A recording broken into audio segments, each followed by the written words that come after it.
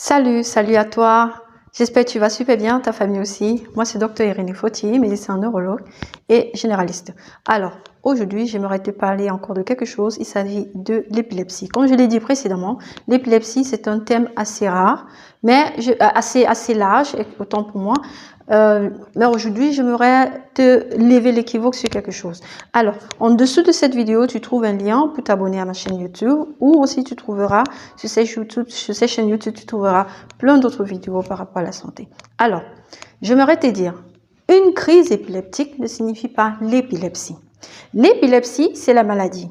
Mais la crise épileptique, c'est un épisode en fait.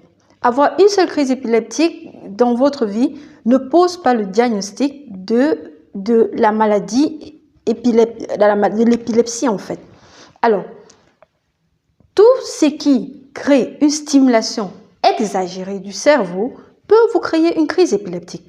Par exemple, manque de sommeil, une période de stress énorme ou encore consommation excessive d'alcool avec sévrage brusque peut vous créer une crise épileptique, ou encore consommation de drogue, ça peut vous créer une crise épileptique, ou encore exposition excessive à la lumière, aux lumières fortes, comme en boîte de nuit, ça peut être aussi une cause de crise épileptique, ou encore certains médicaments. Certains médicaments peuvent vous créer une crise épileptique. Je n'en ferai pas ici les noms. Ça peut vous créer une crise épileptique. Surtout certains antidépresseurs peuvent vous créer une crise épileptique. Alors, comme je vous ai dit, un seul épisode de crise épileptique dans votre vie ne pose pas le diagnostic de l'épilepsie et par conséquent n'a pas besoin d'être soigné. Mais dans tous les cas, quand une personne fait une crise épileptique, il se doit de faire des examens approfondis. Première chose à faire un IRM cérébral, ça c'est très important pour exclure qu'il n'y a pas d'altération morphologique du cerveau.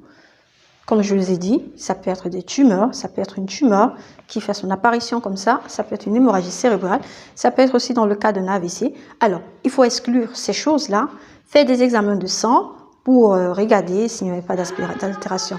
Alors, très important, je vous dis, si vous avez une crise épileptique, je vous en prie, allez à l'hôpital. Et comme je vous ai dit, une seule crise dans la vie ne nécessite pas de traitement.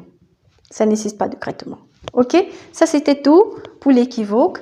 À la prochaine et bisous à vous. Prenez soin de vous, la santé c'est le meilleur cadeau.